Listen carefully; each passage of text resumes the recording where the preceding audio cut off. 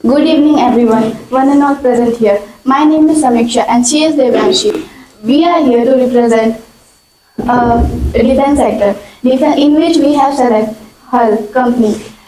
First of all, I will tell you about defence sector. Defence sector एक ऐसा sector है या फिर इंडस्ट्री है जिसमें हम हमारे जो इंडियन आर्मी है, नेवी है या फिर एयर फोर्स है, उसके लिए जितने भी प्रोडक्ट या फिर चीज़ें वो यूज़ करते हैं वॉर लड़ने के लिए या फिर किसी भी ऑपरेशन को करने के लिए, उसमें जितनी भी चीज़ें यूज़ होती हैं वो ये इंडस्ट्री बना के देती है। जैसे हमने चूज़ किया है हल, ठीक, तो पहले जितने भी जैसे शिप्स, मिसाइल्स और रॉकेट वगैरह, ये सब नई नई टेक्नोलॉजी के साथ हमारी इंडियन फोर्स को प्रोवाइड करती है। और ये सेक्टर हमेशा ये इंश्योर करते हैं कि हम प्रोटेक्टेड हैं, और हमारे इंडियन आर्मी को ये इंश्योर करती है कि जो हमारी इंडिया की पॉपुलेशन है उसको वो किस तरह से प्रोटेक्ट करने के लिए उनके लिए नई नई टेक्नोलॉजी के साथ नए नए इन्वेंशंस कर रही है। तो इसके आगे मैं देवांशी को हल के बारे में कुछ बताने के लिए कहती हूँ। देवांशी, आप हल के बारे में क्या क्या बताना चाहेंगे? हाँ, तो मैं पहले हल की शुरुआत करते हैं। हल का फुल फॉर्म अगर हम बताएं तो हल का फुल फॉर्म है हिंदुस्तान एरोनॉटिक्स लिमिटेड। ये एक कंपनी है जो डिफेंस सेक्टर में आती है, जैसा कि दीदी ने आपको बताया। और हल के फाउंडर की बात अगर हम करें तो हल के फाउंडर है वलचंद हीराचंद, और उसके मतलब हल की एस्टेब्लिशमेंट हुई थी 1940 में। और उनका हमारे जो हल के फाउंडर हैं, उनका मोटो था कि हम देश को डिफेंस सेक्टर में आगे बढ़ाए। इस वजह से उन्होंने हल कंपनी का इम्प्लीमेंट किया। और फिर अगर मैं इसकी चेयरमैन या एमडी की बात करूं तो इनके चेयरमैन का नाम है डीके सुनील, जो वो चेयरमैन बने थे 2024 में।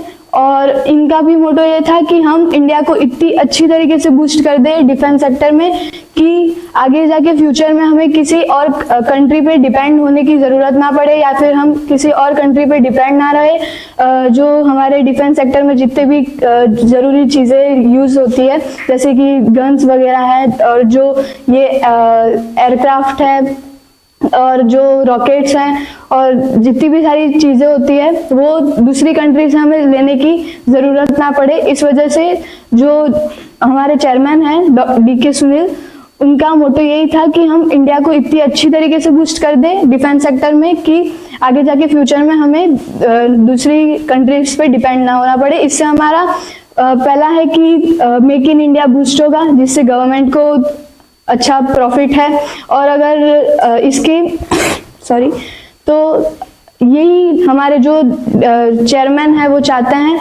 और इसकी अगर ये कंपनी क्या क्या बनाती है, तो ये एयरक्राफ्ट बनाती है, एयरक्राफ्ट इंजिन्स जो, और कुछ हेलीकॉप्टर्स, ऐसी सारी चीजें बनाती है, जिसमें से कुछ एग्जांपल्स हैं जैसे कि तेजस, ध्रुव हेलीकॉप्टर और प्रचंड, ऐसे कुछ एग्जांपल्स हैं जो HAL मतलब हल कंपनी के द्वारा बनाए गए हैं। और ये कई जगह यूज होते हैं, जैसे कि बहुत सारी मूवीज में इसका यूज किया गया है, और ऐसे ही फ्यूचर में काफी इसका यूज है। और इसकी ये जो कंपनी है हल, इसकी जो फ्यूचर है वो काफी स्ट्रांग दिखाई देता है, क्योंकि ये डिफेंस सेक्टर है, डिफेंस सेक्टर की कंपनी है। और ऐसा तो है नहीं कि हमें 2-3 साल तक बस डिफेंस सेक्टर की जरूरत है फिर कुछ चाहिए नहीं डिफेंस, ऐसा तो है नहीं। तो फिर आगे जाके भी हमें डिफेंस सेक्टर में काफी इम्प्रूवमेंट अभी भी हल कंपनी कर रही है। और तेजस जैसे फाइटर्स जो हैं उनका भी काफ़ी यूज़ है। इस वजह से इस कंपनी का फ्यूचर जो है वो काफ़ी स्ट्रांग दिखाया जाता है। और जो तेजस है वो एयर शो के लिए, रिपब्लिक डे, इंडिपेंडेंस डे और ऐसे बहुत सारी मूवीज में और काफ़ी स्पेशल नेशनल मूवमेंट पे हमारी इंडिया की डिफेंस को दिखाने के लिए तेजस का यूज़ किया जाता है। इस वजह से तेजस का यूज़ काफ़ी स्ट्रांगली, अच्छे तरीके से, और तेजस काफ़ी ज़रूरी, मतलब आगे जाके बहुत ज़्यादा यूज़ हो रहा है। तो इस वजह से इसका जो हमें फ्यूचर है वो काफ़ी स्ट्रांग दिखाई देता है। इसकी अगर हम बेटा की बात करें, बीटा, तो वो है 0.42 से 0.44 तक का। बीटा अगर 1 से कम है कंपनी का, तो ये होता है कि उसकी जो मार्केट में, शेयर मार्केट में वॉलेटिलिटी होती है वो इतनी खास नहीं होती है।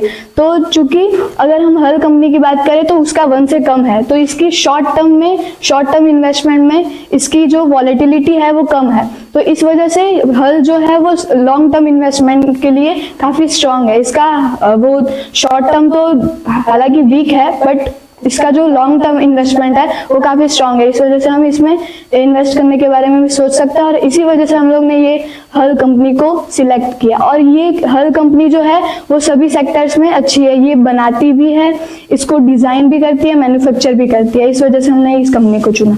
आगे समीक्षा दीदी कंटिन्यू करेंगी। इसका जो आईपीओ था वो 2018 में आया था, और इसका जो हेड क्वार्टर है वो बेंगलुरु में है। और वो हम बताते हैं कि बेंगलुरु में ही क्यों, क्योंकि बेंगलुरु में ही उसकी शुरुआत हुई थी, और वहाँ पे ब्रिटिश शासन से ही वहाँ पे training centres, military training centres वहीं पे चालू थी। इसी वजह से, और वहाँ का जो वेदर है वो सूटेबल है इसके लिए। और जैसे कि हम जब कोई भी एक्सपेरिमेंट करते हैं तो उसको टेस्टिंग के लिए हमें कुछ जगह चाहिए होती है। तो उसके लिए हम अगर रॉकेट वगैरह या फिर कुछ भी एयरक्राफ्ट बनाते हैं तो उसको हमें टेस्टिंग करने के लिए वहाँ पे लैंड की जरूरत है। तो वहाँ पे सूटेबल लैंड और ओपन स्पेस है, इसी वजह से वहाँ बेंगलुरु में ही उसका सेंटर है। और उसके आगे उसके एडवांटेज बताइए। हल कंपनी के एडवांटेज ये है क्योंकि इसका हम लोग ने, मैंने जैसे कि बताया कि इसका फ्यूचर स्ट्रांग है, तो इन्वेस्टमेंट के लिए ये काफी अच्छा है। दूसरा कि ये हमारी जीडीपी पर भी इम्पैक्ट करता है। क्यों? क्योंकि जो प्रोडक्ट्स हैं वो हल कंपनी खुद अपना बना रही है, वो ये कोशिश कर रही है कि हमें ज्यादा एक्सपोर्ट ना करना पड़े, ठीक है, तो एक्सपोर्ट ना करना पड़े। इस वजह से ये मेक इन इंडिया भी बूस्ट होगा और जीडीपी पे भी इम्पैक्ट होगा।